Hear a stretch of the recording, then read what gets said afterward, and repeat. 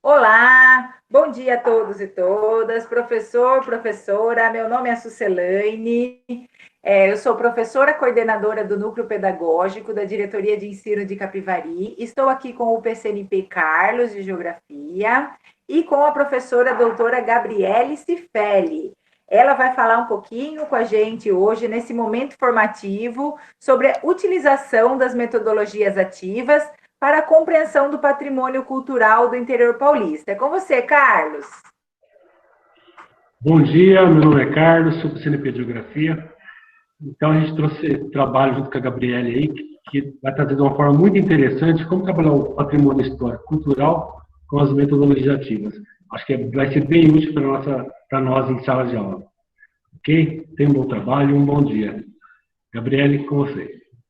Obrigado, Carlos. Um bom dia a todos, né? Primeiramente, eu gostaria de agradecer a Késia, a Sucelane e o Carlos pela possibilidade de participar dessa ATPC com os professores da área de Ciências Humanas e Linguagens e Novas Tecnologias, né, da Diretoria de Ensino de Capivari, compartilhando ideias e reflexões sobre as novas práticas pedagógicas que trabalham com a temática da cultura e do patrimônio de forma interdisciplinar. Saudações aos professores de Capivari, Elias Fausto, Indaiatuba, Mombuca, Montemor, Rafar e Rio das Pedras. Eu espero que vocês estejam bem, né, para enfrentarmos os desafios educacionais que essa triste pandemia nos coloca. Então, hoje eu estou aqui, né, para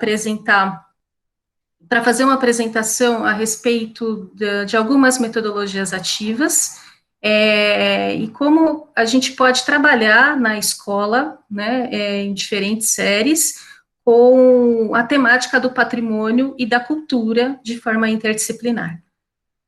Então, eu vou pedir, por favor, para que o Carlos compartilhe a apresentação, enquanto isso, eu vou me apresentar também melhor para vocês, que creio que vocês não me conheçam, né? Eu sou a Gabriele.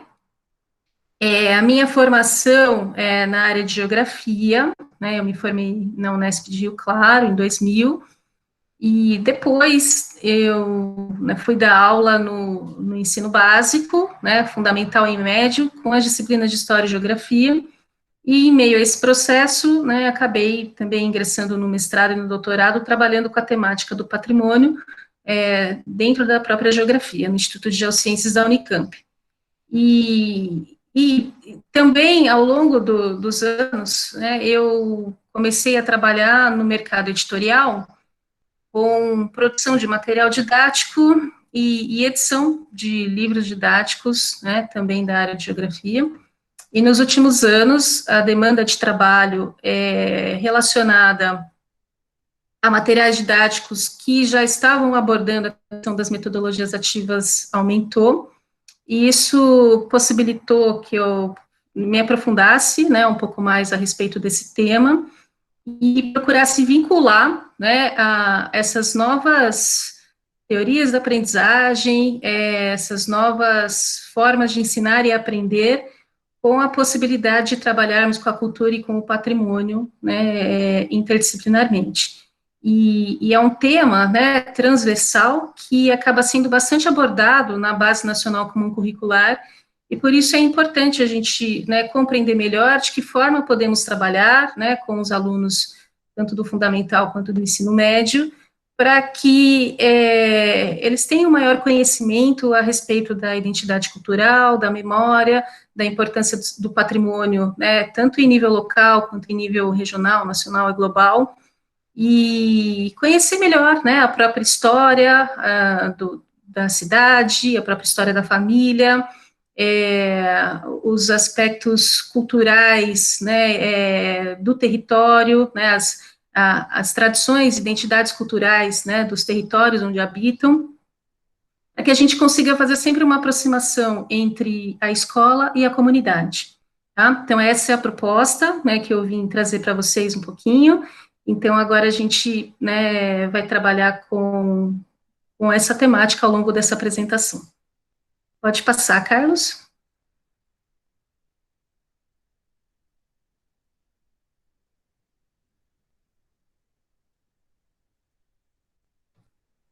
Acho que deu uma travadinha. Vamos ver.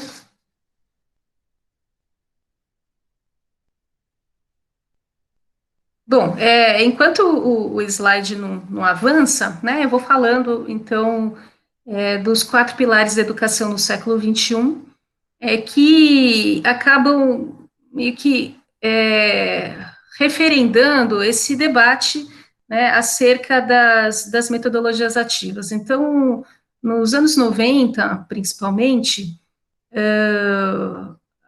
em algumas reuniões da Unesco, né, relacionadas à educação para o século XXI, principalmente uma que aconteceu em 98, com os especialistas, né, da área, abordou-se um tema muito relevante, né, relacionado às próprias metodologias ativas, que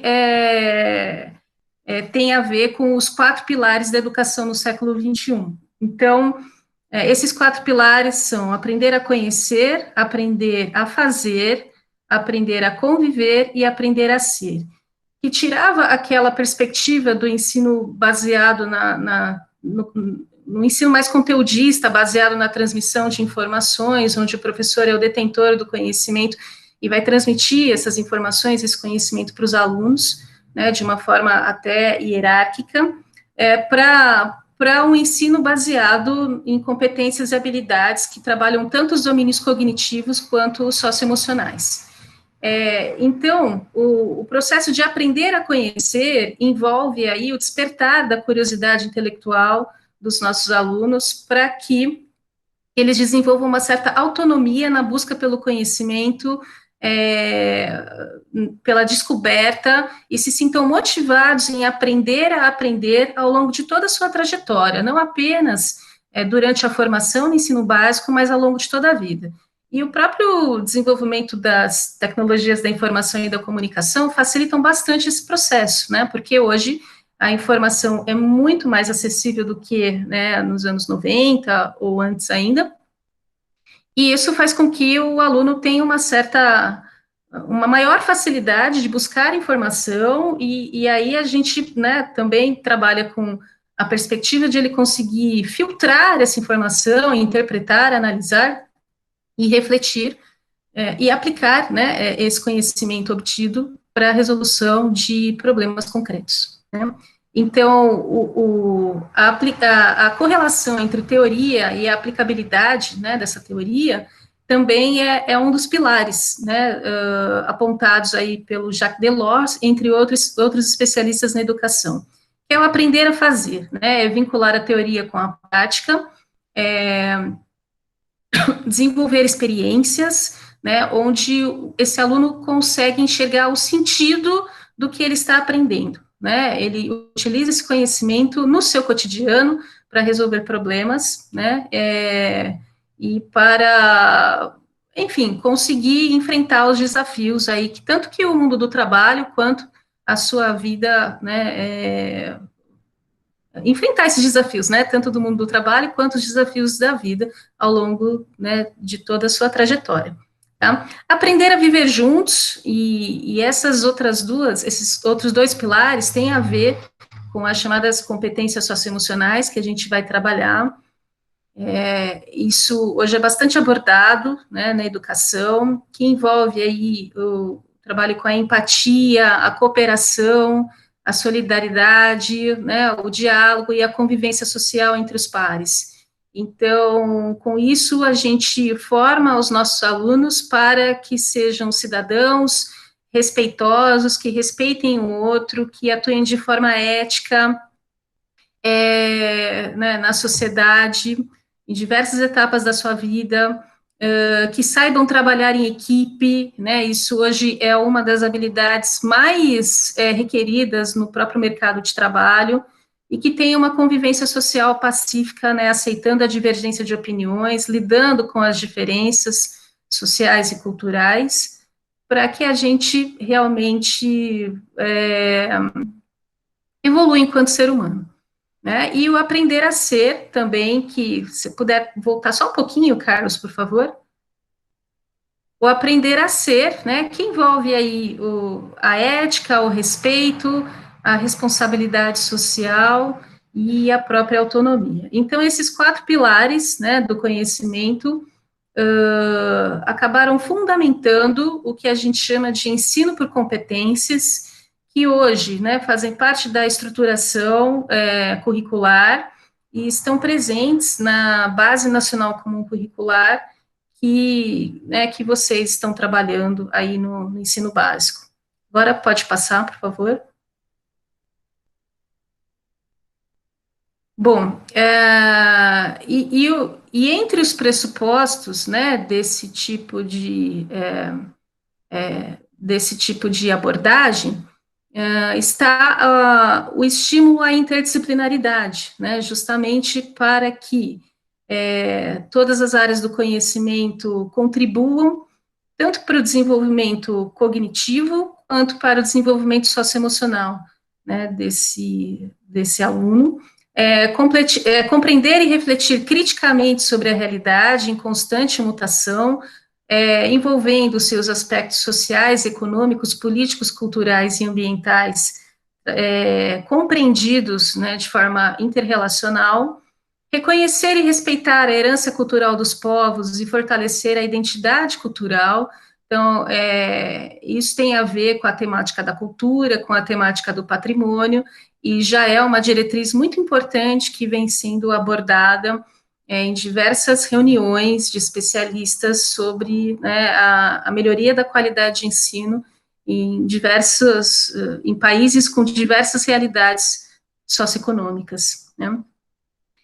Justamente porque se a gente conhece melhor a identidade cultural dos povos, as referências culturais, né, de comunidades distintas, a gente também consegue respeitar, né, compreender essas diferenças, respeitar e conviver com a sociedade que é culturalmente plural, ainda mais em se tratando de um mundo globalizado, em que as trocas culturais são muito significativas, né, em que muitos países recebem imigrantes, receberam e ainda recebem muitos imigrantes, e essas pessoas precisam conviver de forma pacífica, né, essa é uma questão que é importante que seja muito trabalhada na formação básica, tá? E aprimorar a convivência social, fortalecendo o exercício da cidadania, até com esse respeito ao próximo, para que o combate ao preconceito, à discriminação, à xenofobia ocorram de forma efetiva. Pode passar, por favor. Bom,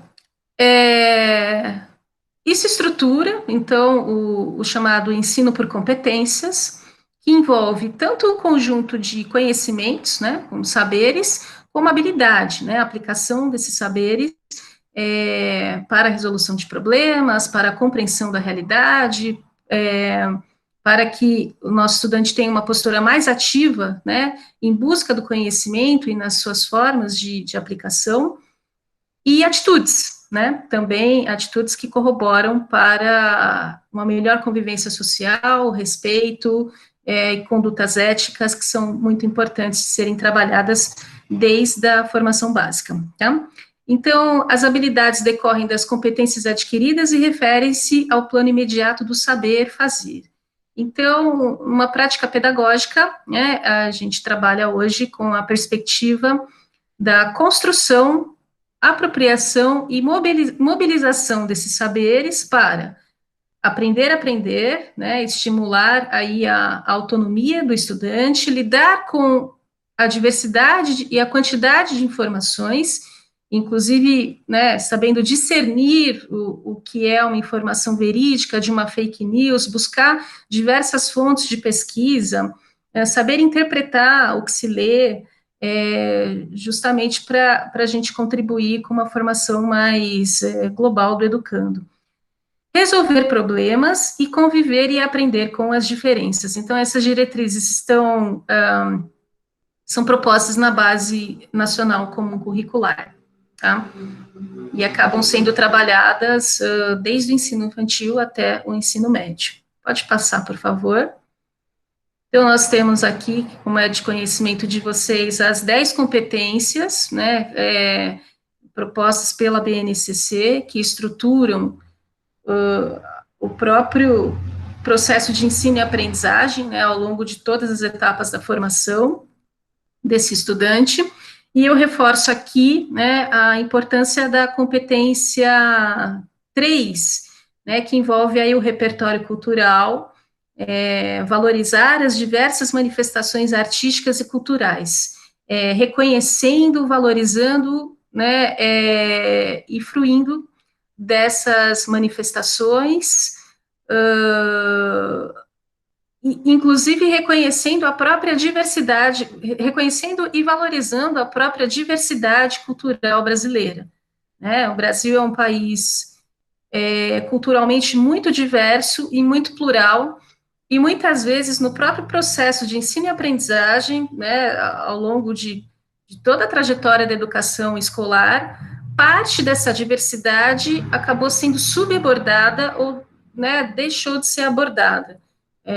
Ao longo do século XX, isso ocorreu em inúmeras disciplinas, né, uma valorização maior da cultura dos colonizadores do que das referências culturais de outros povos que habitaram e ainda habitam o território brasileiro. Tá? Então, a Base Nacional Comum Curricular também vem com essa proposta de valorizar a cultura popular, as referências culturais dos povos indígenas, dos afrodescendentes, justamente para que a gente entenda essa pluralidade e possa valorizá-la.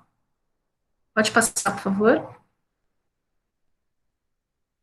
Bom, e isso tem muito a ver, né, com o que a gente concebe hoje como cultura. Cultura é um conceito muito amplo, né, existem mais de 200 formas de conceituar cultura, né, tem um dicionário, né, sobre as definições de cultura, inclusive do Roque Laraia, e ao longo do século XX, as concepções antropológicas de cultura passaram a ter uma relevância bastante significativa para a gente entender a própria complexidade desse conceito, né, e o que ele aborda. Então, e aí eu trouxe um desses conceitos, que é um dos mais trabalhados, justamente para a gente entender, né, essa complexidade.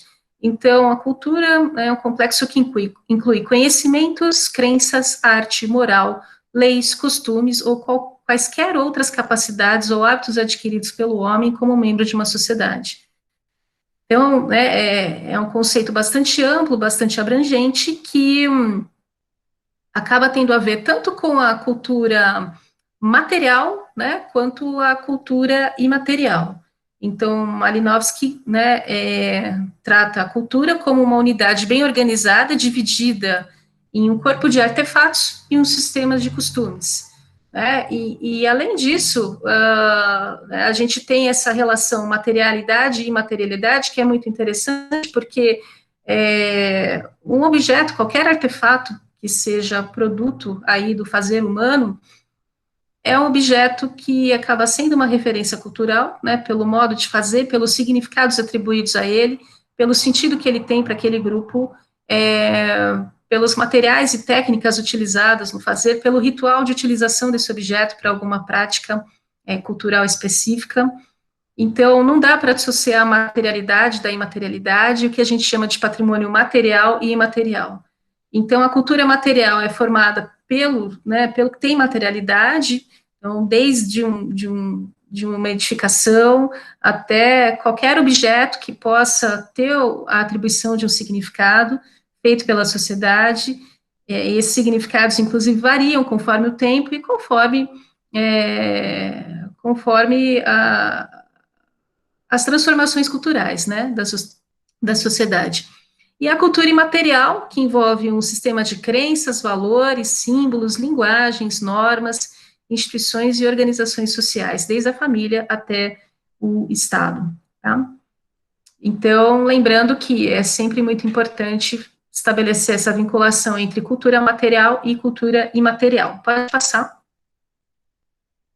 E esses conceitos vão meio que fundamentar a noção de patrimônio cultural, que foi se transformando ao longo do tempo, né, ao longo do movimento de preservação do patrimônio tanto no Brasil quanto no mundo, até chegarmos a uma definição, né, que muitas vezes não é a mais utilizada, academicamente falando, mas é a que está, a que está colocada na própria Constituição de 1988, que define o patrimônio cultural como os bens de natureza imaterial, tomados individualmente ou em conjunto, portadores de referência à identidade, à ação, à memória dos diferentes grupos formadores da sociedade brasileira, as quais se incluem as formas de expressão, os modos de criar, fazer e viver, criações científicas, artísticas e tecnológicas, obras, objetos, documentos, edificações, demais espaços destinados às manifestações artísticas e culturais,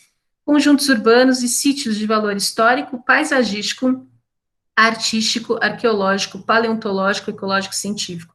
Então, por meio desse conceito, já é possível vislumbrar a possibilidade de trabalharmos o patrimônio a partir das referências de diversas áreas dos conhecimentos, né, e habilidades de diversas áreas do saber, né, tanto das ciências da natureza, quanto das linguagens, da área das linguagens e das próprias ciências humanas e sociais aplicadas. Inclui um acervo muito significativo, né, muito expressivo de objetos, desde pequenos objetos, pode ser uma escultura, né, um quadro, uma fotografia, mobiliário, armas, utensílios domésticos, né, até cidades inteiras. Então, tudo isso pode ser considerado um patrimônio natural, né, incluindo aí sítios arqueológicos, sítios paleontológicos, ecológicos, pensando, então, também na classificação do patrimônio natural, e o imaterial, né, que envolve aí todo o conjunto de crenças, saberes e fazeres, que está no próximo slide, por favor, Carlos, se puder passar. O nosso chamado patrimônio material, que ainda, de uma forma ou de outra, é pouco conhecido pela sociedade, né, inclusive no campo do movimento preservacionista, até pouco tempo atrás valorizou-se muito o patrimônio material, né, principalmente patrimônio edificado, mais característico do período colonial brasileiro, então é um patrimônio de influência portuguesa, está muito presente nas cidades históricas de Minas, né, em alguns centros históricos brasileiros, como Salvador, né, Recife, Olinda, e pouco se valorizou as próprias referências materiais, né, da cultura do próprio século XX. Então, né, no estado de São Paulo, ainda faltam muitas edificações que poderiam ser consideradas como patrimônios que representam a história, né, de uma localidade, só que é uma história mais recente, né, faz parte aí da sua trajetória de desenvolvimento econômico no século XX ou no fim do século XIX. Então, bom, e no caso do patrimônio imaterial, isso é muito mais recente ainda, né, nos anos 2000, que foi instituído a possibilidade de considerar patrimônios imateriais como... volta por favor, Carlos. Não, desculpa, pode passar, pode passar. Pode passar para... Isso aí. Né? O saber fazer, a culinária, o artesanato, as técnicas de construção, né, que variam ao longo do tempo, as formas de expressão, e aí vem a questão da linguagem, né, que é muito significativa para a gente compreender as diversas formas de expressão ao longo do tempo, de culturas distintas, as próprias lendas, os contos, as danças populares, festividades, musicalidade, que tem a ver com a área de artes, com a área de ciências humanas. Então, né, com essa perspectiva de trabalhar tanto patrimônio material quanto imaterial, nós podemos fazer trabalhos belíssimos que também propiciam aos alunos compreenderem melhor as suas próprias referências culturais, e com isso eles se sentem estimulados realmente em buscar mais o conhecimento, né, se aprofundar, né, para compreender melhor esse tema que tem a ver com a sua própria identidade ou a identidade dos membros da comunidade. Então, aqui só, né, coloquei como imagem para representar o patrimônio cultural, uma das tradições, né, culturais que nós temos no estado de São Paulo e em outros estados também, que é o Batuque de Umbigada.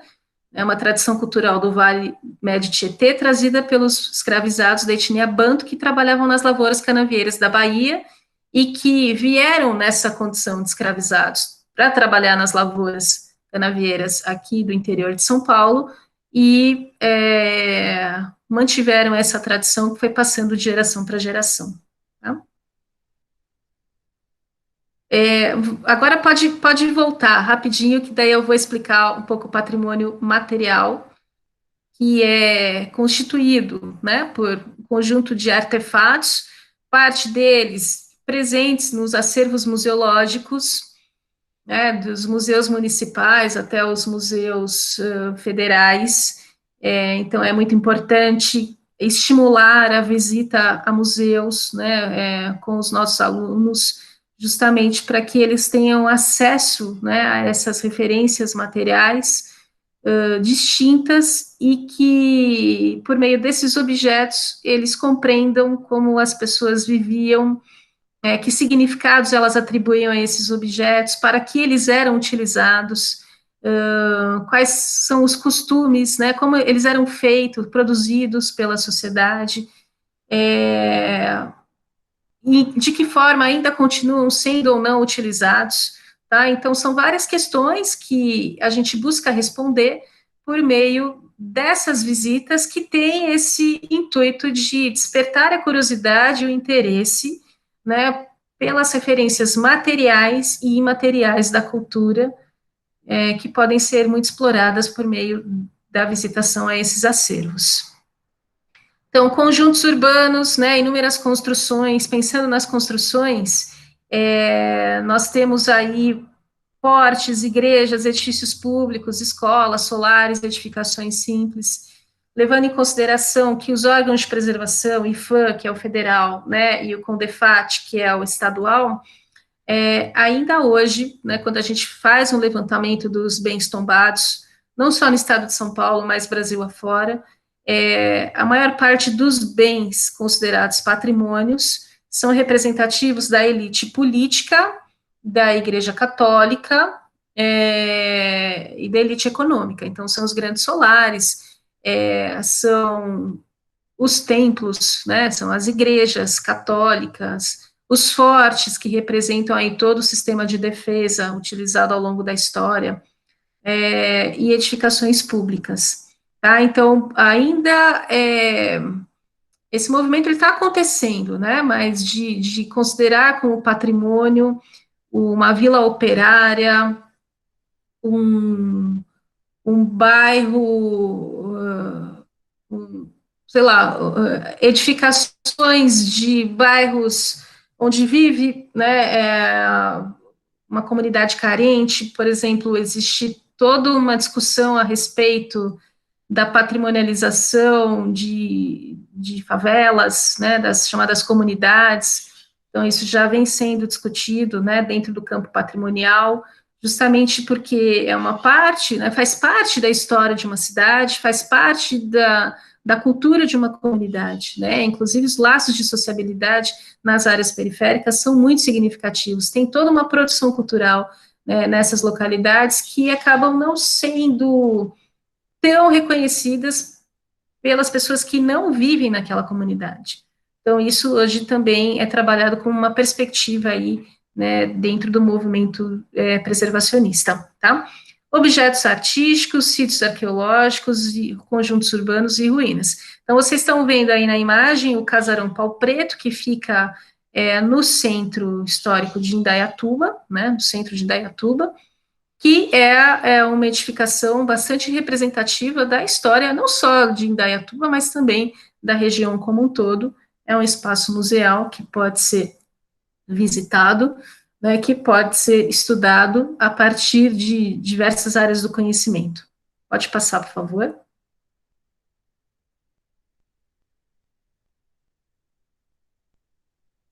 Bom, na Base Nacional Comum Curricular, o termo cultura, né, aparece, a noção de cultura aparece desde a educação infantil, né, até o ensino médio, de forma muito diversa, né, contemplando inúmeras áreas do conhecimento, inúmeros componentes curriculares, justamente propiciando o desenvolvimento de práticas pedagógicas, né, estratégias de ensino e aprendizagem interdisciplinares que tratam da questão da cultura, né? Tanto a produção cultural quanto o processo de fruição, né, de práticas culturais, quanto de valorização das referências culturais locais, estaduais, regionais e globais, tá? Então, desenvolver propostas pedagógicas que considerem identidades linguísticas, étnicas e culturais da comunidade. Então, esse é um dos propósitos aí da base. Conhecer e trabalhar com culturas plurais, dialogando com a riqueza e diversidade cultural das famílias e comunidades. E isso é muito bacana, porque envolve esse diálogo maior, né, da escola com a comunidade, seja a comunidade do bairro, né, ou então do município, inclusive uma troca de conhecimentos, né, não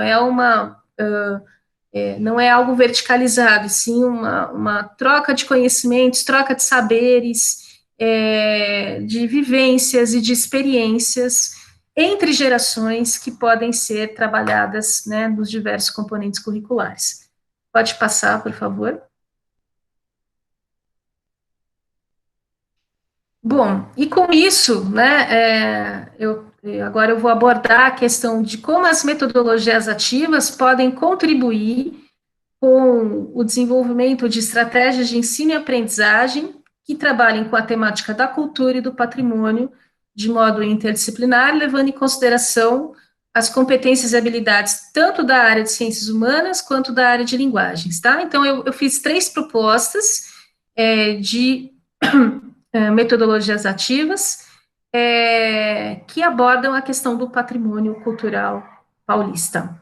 Então, só antes de tratar especificamente, né, dos projetos que serão apresentados, só rapidamente eu vou, né, abordar, então, o papel das metodologias ativas. Então, dentro dessa perspectiva, o aluno se torna o protagonista da sua própria aprendizagem, ele passa a ter uma maior autonomia na busca pelo conhecimento, né, desenvolvendo um processo de pesquisa, apresentação dos resultados dessa pesquisa em grupo, né, interpretação de dados, informações, dados inclusive que podem ser primários e secundários, informações provenientes de fontes diversas de pesquisa, análise desses dados, síntese, né, ou então reflexão a respeito da pesquisa realizada, né, do tema da pesquisa realizada.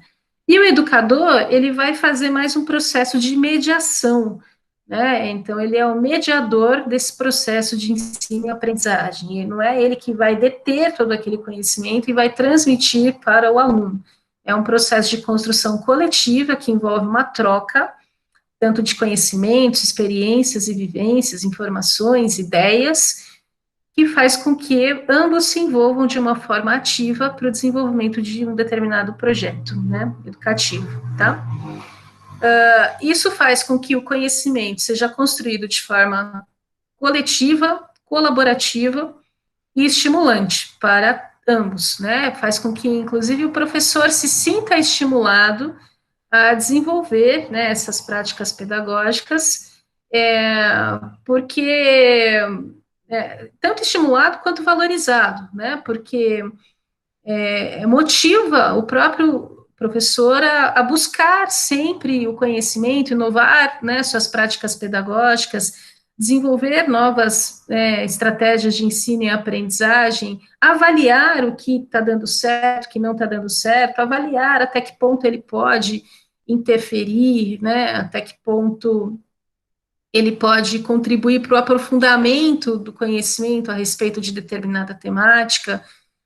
Então, ele vai realmente, né, exercer o papel de mediador desse processo, tá? Despertando o interesse e a motivação dos estudantes em aprender a aprender e aplicar o conhecimento, né, obtido, incentivar a reflexão sobre temas de interesse do estudante, então, isso é muito trabalhado na Base Nacional Comum Curricular, que, né, as próprias competências e habilidades estão, de certa forma, relacionadas com a compreensão da realidade daquele aluno, né, é uma forma de aproximar melhor o conhecimento escolar, né, da realidade do aluno, para que ele possa compreender essa realidade e aplicar esse conhecimento para a resolução dos problemas cotidianos, né? Por meio de experiências e vivências diversas que marcam significativa trajetória escolar desse aluno, trajetória de aprendizagem. Pode passar. Bom, então, né, por meio dessas metodologias, é possível, né, e isso é muito incentivado, o trabalho interdisciplinar, a proatividade dos alunos para pesquisar, descobrir, interpretar, analisar, refletir, raciocinar, dialogar, estabelecer analogias, criar, experimentar, articular a teoria com a prática e avaliar, tá? Então, são verbos importantes aí que possibilitam que o estudante, né, busque esse conhecimento de forma autônoma. Estímulo ao diálogo, à cooperação e à tomada de decisões coletivas. Então, a perspectiva das metodologias ativas é que os alunos trabalhem muito em equipes, né, em equipes na verdade, de poucos alunos, justamente para estimular essa aprendizagem colaborativa, né, que um possa contribuir para o aprofundamento, né, do conhecimento, pela busca de informações a respeito de determinada temática, coletivamente. E isso acaba contribuindo para o desenvolvimento das próprias competências socioemocionais, né, a possibilidade de eles se respeitarem mutuamente, resolverem conflitos, saberem conviver com as divergências de opiniões e respeitá-las, saberem se colocar, né, dividir tarefas. Então, tudo isso acaba sendo trabalhado de forma direta ou indireta, quando a proposta é trabalhar desde o início até o fim com grupos, né, de pesquisa, tá? E aí, com isso, né, a gente exercita a empatia, lida com as divergências, né, e estimula o respeito mútuo. Pode passar? Bom, trabalhar a perspectiva da cultura com as metodologias ativas é uma forma também de estimular a criatividade, né, a ludicidade e a inovação. Então, né, são questões também bastante abordadas, né, muitas vezes as nossas práticas pedagógicas, elas não acabam incentivando uma aprendizagem criativa, né, em que o aluno se sinta estimulado a criar, né, se sinta estimulado a compreender algo e utilizar isso para produzir outra coisa, né, a inovar sempre, e essas são habilidades que o próprio mercado de trabalho hoje em dia requisita bastante. Então, né, a aprendizagem criativa, a partir da temática da cultura, ela faz com que realmente o aluno se sinta estimulado em aprender, né, porque ele vai poder desenvolver ideias, né, aplicar essas ideias para a resolução de problemas, né, para entender algo, trabalhando inclusive de forma lúdica, de forma prazerosa, né, despertar o prazer em aprender, de frequentar a escola, em conviver com os colegas, né, em conviver com os professores.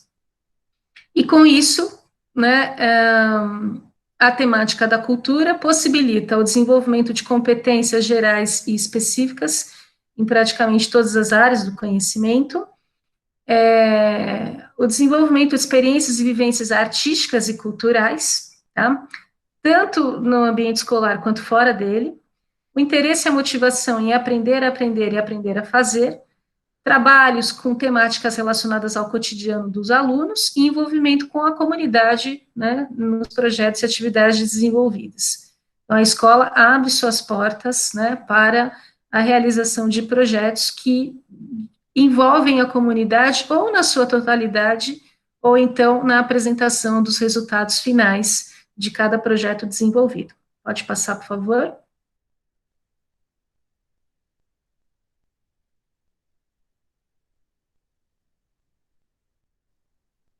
Bom, e aí, essa temática da cultura, também vinculada ao patrimônio, ela se enquadra, né, entre as diretrizes da chamada educação patrimonial, que dos anos 80 para cá, vem sendo bastante estimulada, até dentro dos órgãos de preservação, né, fazendo com que eles tenham uma aproximação e desenvolvam projetos coletivos, tanto dentro das escolas, quanto com as comunidades, para que as próprias comunidades participem do processo de seleção, na verdade, de conhecer, selecionar, valorizar e proteger o que pode ser considerado como um patrimônio cultural, né, tanto em nível local quanto em nível nacional.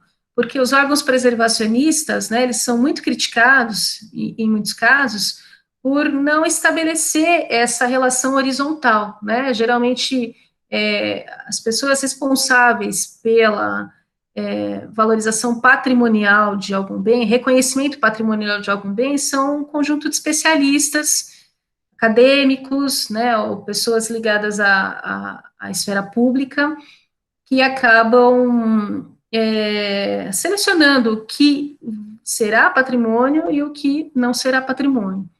Tá? Então, a perspectiva que se coloca, né, nesse sentido, dos anos 80 para frente, é que esse processo não ocorra de uma forma vertical e sim mais horizontal, envolvendo a participação direta da comunidade para que eles reconheçam a relevância daquele patrimônio e acabem contribuindo com a sua valorização, proteção e preservação, tá? Então, o patrimônio não está separado ou distante da nossa vida cotidiana, localiza-se onde os sentidos, sentimentos, experiências da vida de diferentes grupos sociais afloram, criando relações de pertencimento e identidade. E a proposta, nesse caso, de estabelecer um diálogo maior com a comunidade, é fazer com que as pessoas usem, vivam, convivam, né, enfim, se relacionem com as referências culturais que interferem na construção de suas identidades e memórias individuais e coletivas. Tá? Então, essa é uma das principais propostas aí do trabalho educativo dentro das escolas ou com a comunidade e o patrimônio. Então, a comunidade precisa reconhecer a importância daquele patrimônio como um elemento identitário, né? Muitas vezes isso não ocorre, né? Muitas vezes tem uma cidade patrimônio mundial, como Ouro Preto, e os mais jovens nunca entraram nas igrejas que são internacionalmente conhecidas como patrimônios mundiais, nunca entraram nos museus, não sabem qual é a importância histórica e cultural daquela cidade que, né, tem um acervo patrimonial de mais de 1.000 edificações. Então, o processo é esse, né, gerar uma aproximação maior dos estudantes com o patrimônio, tanto já oficialmente reconhecido, como que pode vir a ser um patrimônio. Tá? Desculpem aí o barulho. Pode passar. Bom, então a ideia é promover essa produção horizontal de conhecimento, né, por diversos grupos sociais, a articulação entre educadores, educandos, poder público e comunidade para reconhecer e proteger o patrimônio cultural das cidades. Sabemos que hoje existem alguns projetos de educação patrimonial desenvolvidos pelo poder público, mas eles são muito poucos e às vezes acabam sendo ações pontuais, tipo, né, uma visita monitorada ao museu ou a um centro histórico de alguma cidade. Mas esse trabalho, muitas vezes, ele não começa na escola e nem é avaliado depois, né, ele não está vinculado ao currículo, né, ao desenvolvimento de determinadas competências e habilidades. é um trabalho que que pode ser mais aprofundado e mais enriquecido, até com as próprias metodologias ativas, né? Então, a proposta é desenvolver ações pedagógicas que despertem a sensibilidade dos nossos alunos para com a preservação e valorização desse patrimônio cultural, que é muito rico e muito diversificado. Pode passar.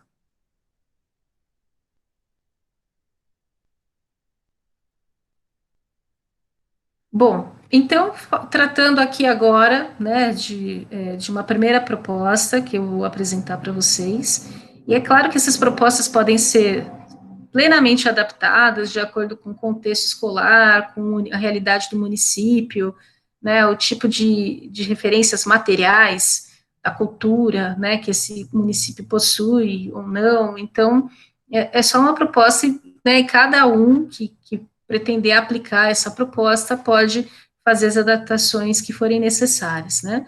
Então, uma das metodologias ativas que eu trago aqui é o estudo do meio. O estudo do meio é comumente já uma metodologia adotada pelos professores de geografia, ciências da natureza, às vezes história, que servem para propiciar aos alunos e professores um contato direto com a realidade estudada, né, seja no meio urbano, no meio rural, ou até em localidades em que os elementos da natureza sejam muito expressivos. Envolvem aí, né, o aguçamento do processo de observação, interpretação e análise espacial, em suas múltiplas abordagens, um contato direto com o objeto a ser estudado, né, permitindo que o aluno conceba o ambiente não fragmentado e a interação entre os fenômenos de modo a distinguir as relações que ali existem e se efetivam, e que envolve a produção do conhecimento de forma mais participativa e interativa. A gente sabe que quando os professores desenvolvem projetos de estudo do meio, isso geralmente é uma experiência educativa marcante para os nossos alunos. Não é uma atividade que se reduz a um passeio, como muitas vezes ocorre, né, e perde-se o próprio propósito pedagógico da atividade, e sim algo que é previamente planejado, né, tem objetivos didático-pedagógicos bastante delimitados, né, bastante expressivos, tem toda uma metodologia de trabalhar, né, o antes, durante e depois da visitação à localidade estudada, e uma proposta também de avaliação, né, de todas essas etapas aí da aprendizagem. Então, não é simplesmente levar os alunos a um museu, né, como se fosse um passeio, desvinculando essa atividade, né, de outras estratégias de ensino e aprendizagem que possibilitam que esse aluno compreenda o que ele está observando naquele museu, tá? E sim, algo que pode ser melhor trabalhado, inclusive interdisciplinarmente. Pode passar, por favor. Associação do conhecimento teórico-conceitual com a empiria, né, e maior contato do grupo com as características geográficas do espaço selecionado para visitação. Então, podem ser selecionados tanto espaços que já sejam amplamente conhecidos pelos alunos e professores, quanto espaços não conhecidos ainda pelo grupo, né. Então, são atividades que despertam muito a curiosidade intelectual, o interesse, são altamente motivadoras, né, por isso acabam sendo muito marcantes. Quem aqui não se lembra de alguma atividade externa, né, que ocorreu na sua época de estudante? Porque também envolve toda uma interação entre os próprios alunos, o estreitamento dos vínculos de amizade, companheirismo, cooperação, né, então são atividades marcantes também, né, nesse domínio da sociabilidade, né, de aprofundar as relações de sociabilidade entre os membros do grupo. Então, a proposta, né, pode envolver o conhecer novos lugares ou interpretar os elementos de lugares já amplamente conhecidos pelos nossos alunos. Observar os elementos característicos da paisagem desses lugares, inclusive aqueles elementos diferenciais, né, de outras localidades, refletir criticamente sobre o que se observa. Então, o estudo do meio ele não é uma atividade que fica apenas no âmbito da observação, né, o que é observado tem que ser interpretado, tem que ser analisado, reflete sobre o que, né, foi observado e interpretado, para que realmente conhecimento seja produzido em meio a esse contexto. Pode passar, por favor. Bom, para que o estudo do meio ocorra, né, de forma efetiva, né, eu deixei aqui algumas etapas de planejamento, né,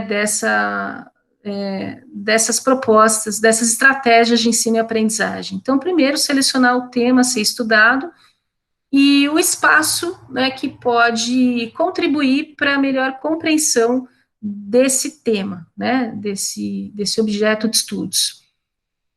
Estipular, né, qual é o propósito do estudo do meio, né, o que se pretende com ele, que são os objetivos, realizar uma visita prévia à área de estudos para ver se é viável, né, se é possível desenvolver estratégias de ensino e aprendizagem em campo, né, com os alunos visitando essa localidade, seleção dos itinerários, inclusive, né, por onde o grupo vai passar e o que será feito em cada um dos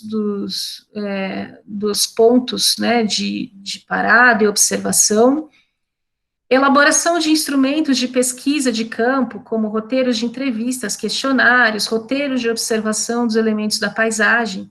Então, a perspectiva aqui, nessa atividade específica, é trabalhar com paisagem, né, com o conceito de paisagem e a caracterização dos seus principais elementos. Então, tem todo um trabalho prévio de desenvolvimento de instrumentos de pesquisa, né? Vai ter entrevista com algum membro da comunidade, né, com alguém da esfera política, né, com alguém que trabalha, né, na localidade, alguém que reside lá. Vai ter, porque vai ter. Então, que tipo de questões nós teremos que fazer para conseguirmos informações que contribuam para o cumprimento dos objetivos propostos, né? Vai ter aplicação de questionários, então, que tipo de questões podem ser feitas, com quantas pessoas, qual é o perfil do público-alvo em que essas pesquisas serão feitas, né? Roteiro de observação, aí é importante o professor, né, trabalhar muito bem essa perspectiva, para que os alunos saibam o que observar, né, como observar, como registrar né, o que vem no papel, por meio de fotografias, justamente para poder interpretar esses elementos da paisagem. Tá? Depois vem a etapa, que é uma das etapas do estudo do meio, né, que aí envolve realmente a visita à localidade estudada, né, por meio, e aí o exercício da observação, da percepção, do contato mais específico com a realidade estudada, né, o registro num caderno de campo, né, então isso é muito importante, cada aluno ter um caderno de campo onde ele registra essas informações, ele tire fotografias ou faça desenhos, faça croquis do que está sendo observado, e depois, né, o grupo retorna em sala de aula, trabalha com os dados obtidos por meio da coleta de campo, tá? Para que os resultados sejam devidamente avaliados. Então, tem várias etapas que podem ser abordadas. Pode passar, por favor.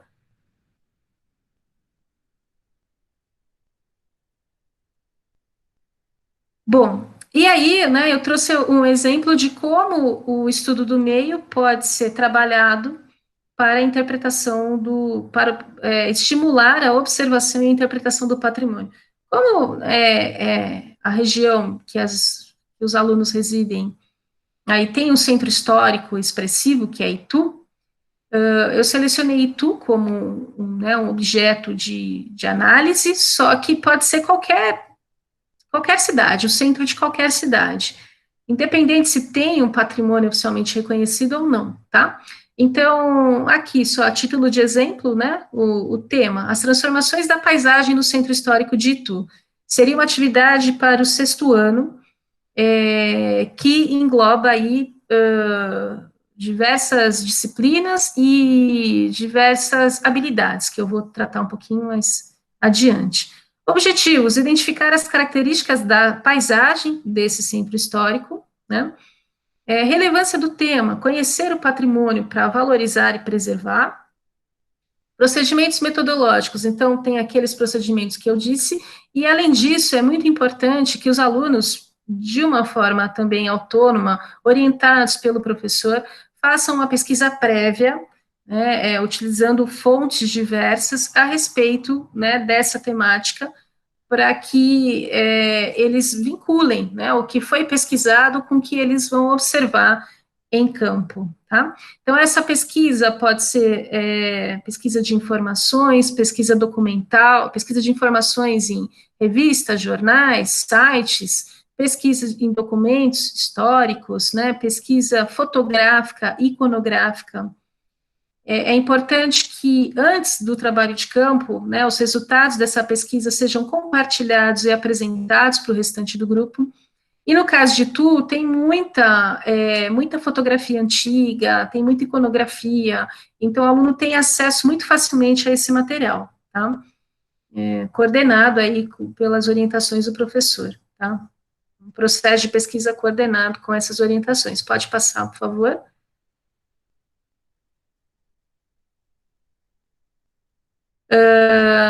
Então, né, o próprio centro histórico, né, foi selecionado aí como objeto de pesquisa por ser considerado patrimônio pelo CONDEFAT, né, por conta da sua importância histórica, arquitetônica, artística e cultural. A gente sabe que muita gente que visita Itu se detém principalmente nos chamados exageros, né, que já é uma tradição que está vinculada muito com a imagem da cidade que se difunde tanto na região quanto no estado, até mesmo no país, e às vezes as pessoas estão num centro histórico altamente representativo, né, que tem elementos da arquitetura do século XIX, início do século XX, pouquinho do século XVIII, e não se atém, né, a essas características da paisagem, e sim daquele orelhão em, né, tamanho gigante, e do semáforo que fica praticamente em frente à matriz de Nossa Senhora da Candelária, que é considerado como uma obra-prima do chamado Barroco Paulista.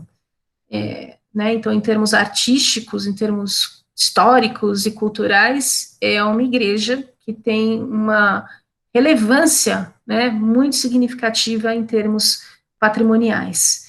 Tá? Então, a proposta é meio que ampliar o senso de observação e interpretação da paisagem para que os alunos compreendam as suas características e a relevância desse patrimônio edificado que se encontra nessa paisagem. Pode passar, por favor?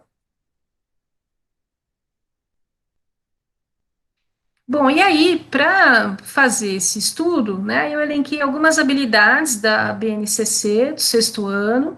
Então, geografia, né, então essa proposta possibilita, né, comparar modificações das paisagens nos lugares de vivência e os usos desses lugares em diferentes tempos, analisar modificações de paisagens por diferentes tipos de sociedades, com destaque para os povos originários, descrever as modificações da natureza e da paisagem realizadas por diferentes tipos de sociedades. Na área de artes, né, experimentar e analisar diferentes formas de expressão artística, e aí vem, né, o desenho, o vídeo, a fotografia, né, entre outras formas de expressão. Desenvolver processos de criação em artes visuais com base em temas de interesses artísticos, de modo individual e coletivo.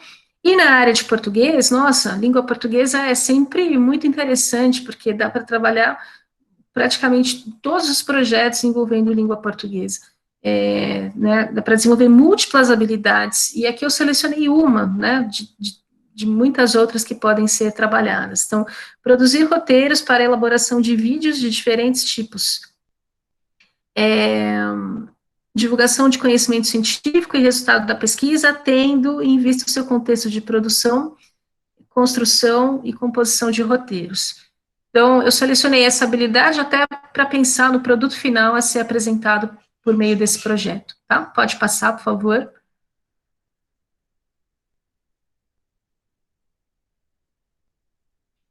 Então, aqui, só para vocês terem uma ideia, né, da questão das fotografias antigas, tem o acervo, né, fotográfico, tu tem um acervo fotográfico muito representativo, que pode ser facilmente acessado, né, pelos estudantes.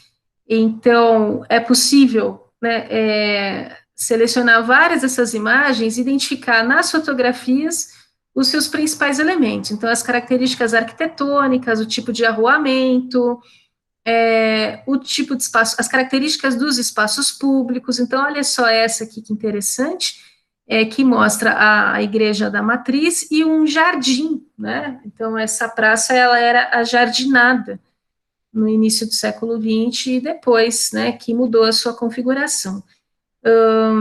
Então, dá para eles compararem as paisagens, né, dessa mesma localidade em diferentes períodos históricos, identificando os elementos que permanecem na paisagem e os que se modificam, e tentando interpretar por que, né, eles se modificaram. Identificação dos fluxos de pessoas e veículos. Então, né, essas imagens antigas mostram, geralmente, poucos carros, né, ainda mais se forem do início do século XX, e aí, quando eles forem fazer o trabalho de campo, eles vão ver uma movimentação bem maior de pessoas e veículos, porque, né, no âmbito da própria geografia, a gente não interpreta a paisagem como apenas os elementos construtivos, e sim toda a dinâmica social e econômica que dá sentido, né, aquela parcela do espaço, e que caracteriza a própria paisagem em constante mutação, inclusive, né, desse espaço. Pode passar.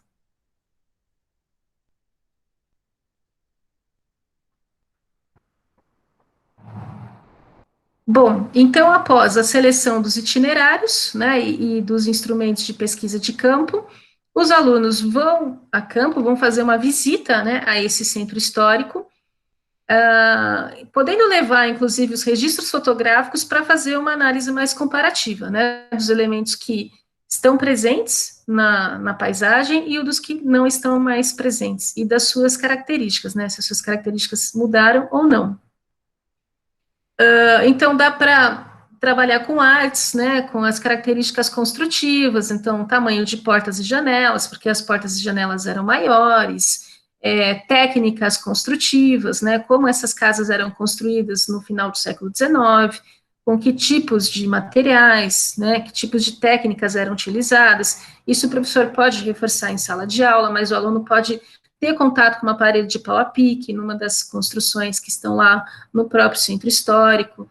Então, com isso, ele vai associando, né, o que ele está observando em loco e o que ele pesquisou, né, ou alguma informação que o professor complemente em sala de aula, que o aluno já, né, observou, tá? E os usos, né? Então, também a identificação dos usos desses espaços, tá? Então, a maior parte das construções, se antes eram de uso residencial, hoje são mais comércio e serviços. Qual é a relevância de uma praça enquanto espaço público?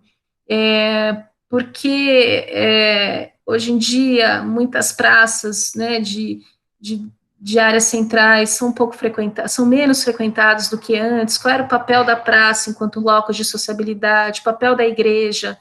Que a igreja representa hoje, e mesmo, né, em outros períodos para a sociedade. Então, várias questões podem ser feitas a partir né, desse tipo de atividade, desse tipo de metodologia, tá? Então, aqui eu estou abrindo possibilidades de trabalhos, né, interdisciplinares que podem explorar muito bem esse patrimônio, tá? Não só de Itu, mas como de outras localidades. Pode passar, por favor.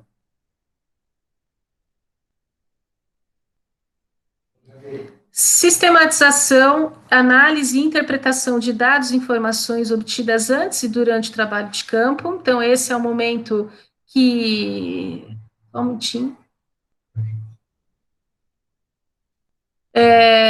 Dos dados e informações obtidas antes e durante o trabalho de campo, com relação entre os fundamentos teóricos e conceituais e os registros de observações né, obtidos, então é o momento em que na sala de aula, né, o aluno retorna com essas informações, divulga para os colegas isso, né, e aí parte-se da observação para uma análise, né, que faz com que ele compreenda efetivamente o porquê, né, o sentido não, né, as características da paisagem, por que essa paisagem se transforma e por que alguns elementos permanecem, né, que são hoje os chamados patrimônios edificados, tá? Bom, diante de todas essas estratégias de ensino e aprendizagem, uma proposta de desenvolvimento de um produto final que compile, né, os resultados obtidos, pode ser a produção de um vídeo, pode ser a produção de uma amostra fotográfica, pode ser, né, enfim, uma exposição, ou até mesmo um próprio relatório, né, de pesquisa. Tá? Eu estimulo essa questão da produção cultural, porque a área de artes e de língua portuguesa pode trabalhar, né, muito bem, de forma coordenada, inclusive, esses registros, né, esses materiais obtidos com essa atividade. E expor isso para a comunidade escolar, né, e a própria comunidade externa, caso seja viável. Então, é sempre muito recomendável, inclusive que um trabalho, ele não tem o resultado apresentado só entre as pessoas que fizeram aquele trabalho acontecer, mas sim, né, a própria comunidade escolar. Pode passar, por favor? Não sei como é que eu estou de tempo aqui, mas vamos lá, né? Aprendizagem baseada em projetos, que envolve a articulação de saberes disciplinares para a produção e aquisição do conhecimento de forma relacional e contextual, que se baseia na seleção de um problema, né, no qual os alunos se identificam, é um problema que, né, vai motivar os alunos a buscar compreender o porquê daquele problema e como resolvê-lo, a partir, né, de inúmeras tarefas que podem ser propostas e fazem com que eles se sintam estimulados a solucionar as suas dúvidas, né, e pensar em novas questões relacionadas, né, à compreensão desse problema e depois tentar responder essas questões, né? Então, a proposta é essa, né, desenvolver essa autonomia intelectual do aluno para que ele se sinta estimulado em buscar o conhecimento para resolver um problema concreto, ou mesmo para entender, né, as causas desse problema. Então, é importante que seja uma temática de grande relevância social, porque daí essa temática ela tem a ver, né, com a própria realidade do aluno, propiciando novos conhecimentos, descobertas, experiências e vivências, né, para alunos e professores. Pode passar, por favor? Bom, então, o tema proposto, né, para que a aprendizagem baseada em projetos seja desenvolvida é a diversidade étnica e cultural no município de Indaiatuba, né, considerando aqui que vários municípios possuem, né, uma diversidade étnica e cultural que muitas vezes não é tão compreensível e valorizada, né, inclusive. Vários municípios do interior paulista têm uma população formada por pessoas provenientes de vários lugares do país, né, de vários estados, né, e municípios do Brasil e também de fora. E muitas famílias, né, vieram recentemente, né, se mudaram recentemente para o município, então ainda não conhecem muito bem suas referências culturais e trazem consigo referências culturais, né, dos locais de origem. Então, compreender em cada município, né, essa diversidade cultural faz com que as pessoas, inclusive, saibam um pouco mais da sua própria história, do seu próprio passado, e como, né, muitas vezes a identidade cultural ela vai se modificando ao longo do tempo. Então, aqui, essa proposta, né, que eu propus em Indaiatuba, mas pode ser também qualquer outro município, pode ser desenvolvida no ensino médio, e envolve aí, né, tanto a área de ciências humanas, quanto linguagens e suas tecnologias. Então, eu selecionei algumas competências para serem trabalhadas, né, com essa proposta. Então, competência 1, elaborar hipóteses, selecionar evidências e compor argumentos relativos a processos políticos, econômicos, sociais, ambientais, culturais, epistemológicos, com base na sistematização de dados e informações de diversas naturezas, né? E aí tem lá os tipos de, as fontes, né, onde essas informações são encontradas. Analisar objetos e vestígios da cultura material e imaterial, de modo a identificar conhecimentos, valores, crenças e práticas que caracterizam a identidade e diversidade cultural de diferentes sociedades. E na área de linguagens, analisar os diálogos e conflitos entre diversidades e os processos de disputa por legitimidades nas práticas de linguagem em suas produções artísticas, corporais, verbais, presentes na cultura local e em outras culturas. Então, vejam como essas habilidades se articulam, né? Estão estritamente relacionadas com a produção e fruição cultural e o reconhecimento da identidade cultural, né, e plural. Pode passar. E pode envolver, então, né, um trabalho articulado entre, né, linguagens e ciências humanas. Bom, então, pensando aí no tema, diversidade étnica e cultural de Indaiatuba, então esse é o projeto a ser desenvolvido. Objetivo, identificar, compreender e difundir as referências materiais e imateriais da cultura como elementos identitários dos habitantes do município. E aí vem a proposta do problema, né? Então, assim, há uma diversidade étnica e cultural em Indaiatuba e como ela se expressa. Então, assim, pode ser, no caso da aprendizagem baseada em projetos, pode ser um problema ou uma questão norteadora, né? É uma questão que vai nortear todo o processo de pesquisa, a elaboração do produto final, a apresentação, aí, o compartilhamento das informações obtidas a respeito, né, do tema pesquisado. Então, a ideia é essa, né, compreender se cada um dos municípios podem ser considerados, né, como municípios que possuem uma diversidade cultural. Então, como essa diversidade se expressa, né, existe realmente, né, grupos de culturas diversas habitando, né, o mesmo território? E com isso, né, a gente também compreende a relevância, né, desse projeto, né, que envolve aí a compreensão e valorização da riqueza étnica e cultural da sua população, tá? Por meio do seu patrimônio. Pode passar?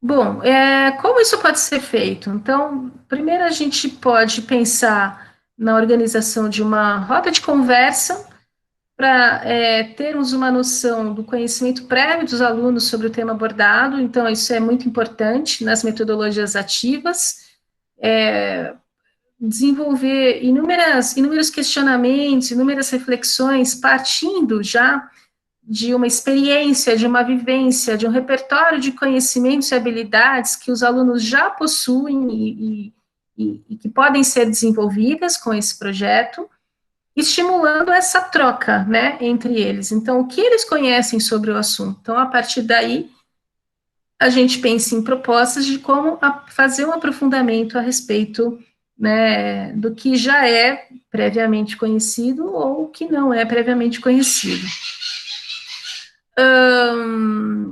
Apresentação dos materiais de pesquisa, então, quando a gente fala em identidade cultural, é importante entender o processo migratório, né, trabalhando aí com a disciplina de história e geografia juntos, as atividades econômicas desenvolvidas, né, as motivações que levaram pessoas de diferentes nacionalidades ou que residiam em diversas regiões do Brasil a migrarem para esse município, em que contexto socioeconômico isso ocorreu, em que período. Então, é todo um processo de contextualização relacionado a esse tema, que pode ser desenvolvido por meio da apresentação de múltiplos materiais, né, textos, vídeos, podcasts, né, justamente para não trabalhar só com textos escritos, né, hoje a gente pode utilizar inúmeros recursos, né, inúmeros materiais de pesquisa, que tornam, inclusive, a aprendizagem mais estimulante e interessante. Desenvolver esse referencial, né, a respeito de cultura, identidade e patrimônio, então isso acaba sendo aprofundado, essa noção acaba sendo aprofundada por meio desse projeto. Um exercício de brainstorming, né, envolvendo aí a troca de informações, ideias e conhecimentos sobre o tema, então, o que já se sabe, o que foi descoberto por meio dessa pesquisa, né, elaborada pelos alunos e orientada pelos professores, como que aquela questão, né, norteadora pode ser respondida e apresentada, né, para o público como um produto final, de que forma isso vai acontecer, né, desenvolver também um cronograma de trabalho, mapas mentais, né, que partem aí do exercício de brainstorming, né, como essas ideias vão ser sistematizadas, justamente para facilitar não só o processo de planejamento das atividades, mas também de apresentação dos seus resultados, apresentação pública dos seus resultados. Pode continuar? Bom, entre os procedimentos metodológicos, além de uma busca, né, de referências em livros, documentos, né, iconografias, entrevistas, registros fotográficos, né, entre outros materiais, é muito importante também estimular os alunos a pesquisarem, né, a respeito de associações, de entidades culturais, de ONGs, que trabalham com a questão da cultura, né, com a questão da afirmação da identidade de diferentes grupos culturais que habitam o território. Visita a museus, instituições culturais, né, secretarias de cultura e turismo, realização de entrevistas com os membros mais velhos, né, da comunidade, então selecionar quem são essas pessoas que podem trazer essas informações, até membros da própria família, estimulando, inclusive, né, um bate-papo, a interação entre pessoas de diversas gerações, para que aquele aluno, dentro da história do município, compreenda, né, a sua própria história, tá? Então, isso é muito importante, acho que vem sido muito pouco trabalhado enquanto prática social, porque antigamente a gente tinha aquela tradição de sentar-se à mesa e ouvir as pessoas mais velhas contarem a história da própria família, né, alguns causos, alguns acontecimentos importantes. E hoje isso não acontece tanto, né, isso acontece pouco, e até quando eu questiono vários dos meus alunos a respeito da história da sua própria família, eles não sabem, né, de onde vieram seus avós, que tipo de hábitos e costumes eles tinham, por que eles migraram. Então, também é uma forma de conhecer a própria trajetória familiar de cada aluno e como isso, né, acaba tendo a ver com a própria história da localidade onde eles vivem, tá? Podem ser feitas filmagens também, né, além da entrevista, né, os alunos podem produzir pequenos vídeos em que as pessoas mais velhas narram um pouco dessa trajetória, e isso é bastante significativo, né, muito importante, muito interessante. E também o contato com grupos culturais, né, de dança, teatro, música, que, em geral, né, a maioria dos municípios tem, né, alguns grupos que se apresentam até nas festividades da região, então, eles podem até estabelecer uma relação para que esses próprios grupos se apresentem na escola, ou para a comunidade, para que as pessoas compreendam melhor essas referências culturais. Então, no caso de Indaiatuba, né, temos a Coronel Vétia, Sociedade italiana, sociedades italianas têm vários municípios, a CONI, que é a Comunidade Negra de Indaiatuba, então são alguns lugares que podem ser visitados, que podem ser realizadas entrevistas, né, com alguns dos seus principais representantes, e isso contribui com essa busca do conhecimento, né, com essa participação ativa do aluno para compreender melhor, né, a identidade cultural do seu município. Pode passar?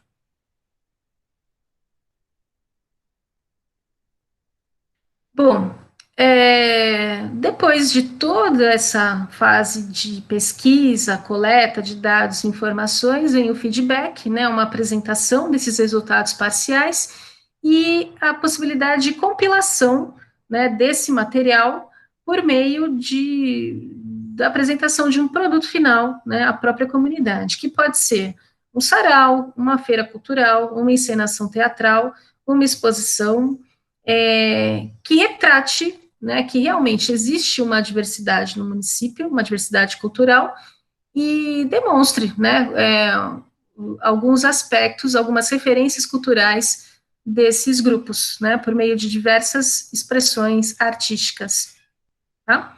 Então, fica aí uma segunda proposta para vocês pensarem como aplicar isso, né, como adaptar a realidade escolar, né, de cada um. E eu não sei se dá tempo de expor mais uma. Estamos com tempo ainda, gente? Que é a aprendizagem baseada em problemas, né? Eu vou passar. Dá sim. Dá sim? Fique à vontade. Maravilha, tá joia.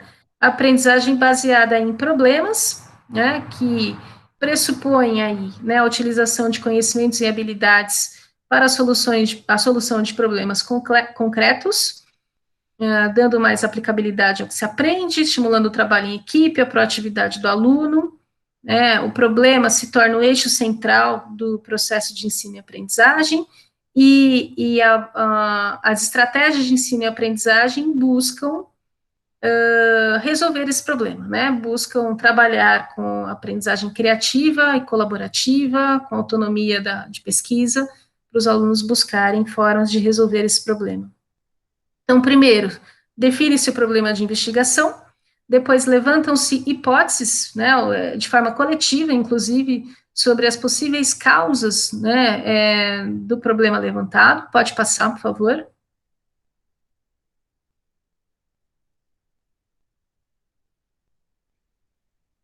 E aí, né, é importante depois estimular os alunos de forma autônoma a buscarem maiores informações para tentar entender, né, esse problema por meio de fontes de pesquisa diversas, analisar esse repertório de informações de forma coletiva e colaborativa e levantar hipóteses para solucionar esse problema, tá? Então, pode passar, por favor. Então, temos aí, né, como tema dessa proposta, a cultura caipira que é muito expressiva ainda no interior de São Paulo, em outras regiões do país, inclusive, né, temos uma iconografia muito importante, né, que é do Almeida Júnior, Caipira Picando Fumo, né, que é uma das principais obras do Almeida Júnior e da arte brasileira, que retrata, né, a figura do caipira. Compreender as características, então o objetivo, né, dessa proposta é compreender as características da cultura caipira para valorizar suas expressões culturais. E o problema é como valorizar a cultura caipira. Então, primeiro, sim, para a gente pensar no processo de valorização, precisa entender o que é, quais são seus elementos constitutivos, né, porque era uma referência cultural, ela acaba sendo depreciada, ou às vezes até ao longo do tempo, né, ela passou, com o desenvolvimento da sociedade urbana industrial, a figura do caipira passou a ser depreciada, né, é tratada de forma pejorativa. Então, por que isso aconteceu também? E hoje, como fortalecer essa identidade cultural, que está presente de uma forma ou de outra, né, em vários municípios, por meio da culinária, por meio das danças, por meio da música, né, como a viola caipira, a gente tem alguns grupos de viola caipira no interior paulista, aqueles hábitos, né, tradicionais de fazer comida no fogão a lenha, usar o coador de pano, né, para passar o café, enfim, a própria moda de viola, que muitos alunos, né, pouco conhecem, então é uma referência musical importante, até para entender as transformações desse estilo ao longo do tempo, né, enfim, né, biscoito de polvilho, bolo de fubá, eu até elenquei algumas questões, alguns elementos culturais que têm a ver, né, com a cultura caipira. As obras do Mazzaropi, né, os filmes, toda a produção de filmes do Mazzaropi também, que é, né, um personagem representante aí da cultura caipira, o próprio dialeto, o modo de se expressar, de se comunicar, também tem variações regionais. Então, compreender esse universo cultural para depois pensar em estratégias de valorizar isso, né, é uma finalidade, então, dessa proposta, que é feita de acordo até com o rol de competências e habilidades para o 7º ano, tá? Então, vamos lá. Pode passar. Então, aqui, né, elenquei algumas habilidades da geografia, analisar a influência dos fluxos econômicos e populacionais na formação territorial do Brasil. A cultura caipira tem a ver, né, com toda a trajetória de ocupação e desenvolvimento de atividades econômicas que possibilitaram a criação dos primeiros núcleos urbanos e das unidades de produção, desde o período dos bandeirantes até a produção canavieira e cafeeira, né, culminando com a industrialização no início do século XX. Identificar a distribuição territorial da população brasileira em diferentes épocas, considerando a diversidade étnico-racial e étnico-cultural. Então, no caso da cultura caipira, né, ela tem muita influência dessa miscigenação entre os indígenas, né, que habitavam essa parcela do território e os portugueses, né, em alguns lugares com influência também dos povos escravizados. Tá? Artes, analisar criticamente por meio da apreciação musical, usos e funções da música em seu contexto de produção e circulação, relacionando as práticas musicais às dimensões da vida social, cultural e política. Aí a gente pode trabalhar com a própria música caipira, né, com a moda de viola, porque ela representa os modos de vida, os hábitos e costumes da população que vivia em áreas rurais, né, em diferentes períodos históricos, e esse modo de vida foi se transformando, e esse repertório musical também foi exprimindo essas transformações ao longo do tempo. Então, a disciplina de artes pode trabalhar, né, com esse contexto. E português, né, trabalhar com levantamento de informações, entrevistas, né, entre outras práticas que propiciam o desenvolvimento aí de múltiplas formas de linguagem. Pode passar? Então, eu estou terminando, tá, gente? Prometo que estou terminando. Então, pode ser feita uma pesquisa autodirigida para a coleta de dados e informações, né, relevantes para a compreensão do problema. Então, o processo de formação da cultura caipira, na história da ocupação do interior paulista, a influência dos indígenas europeus e africanos na formação da cultura caipira, as expressões materiais e imateriais da cultura, habitação, hábitos alimentares, modos de vida, modos de expressão, religiosidade, musicalidade, festividades, caracterização da música caipira.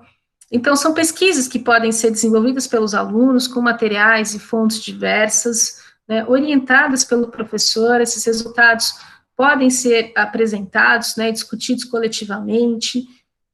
Pode passar. Para depois, né,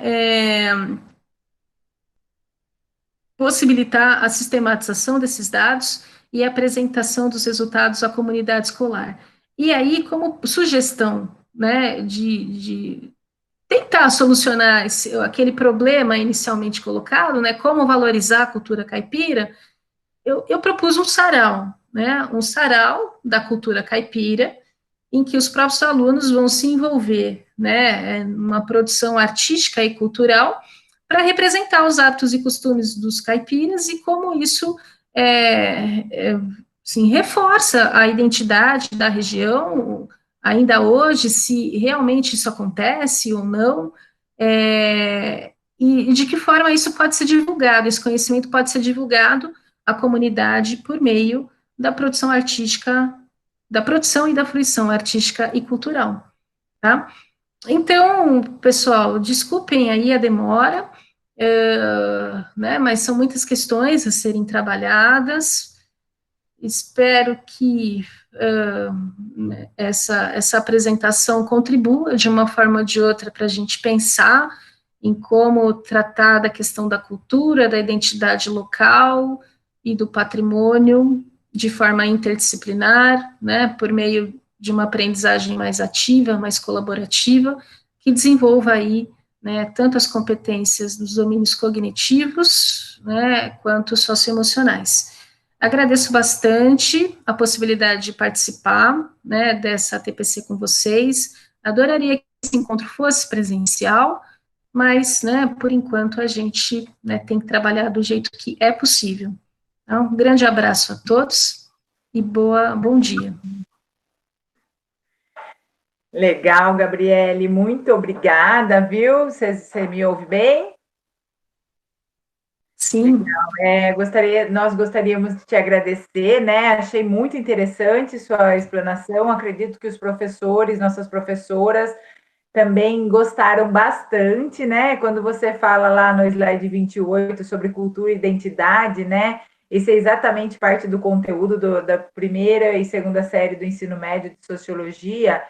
E é interessante também como casou, né, com a TPC do Centro de Mídias de Ciências Humanas, do dia 9/3, que fala justamente sobre a criação desse painel integrado virtual, né, casando aí os componentes curriculares de ciências humanas, né, sociologia, filosofia, história, geografia. Muito legal, a gente só tem que te agradecer, tá? Desejar um ótimo dia de trabalho a todos e nosso muito obrigado para você, Gabriele, e para todos os professores e professoras da rede pública que estão nos ouvindo aí. Até logo, Eu que pessoal. agradeço. Beijo, Obrigada, tchau, tchau. pessoal. Tchau, tchau.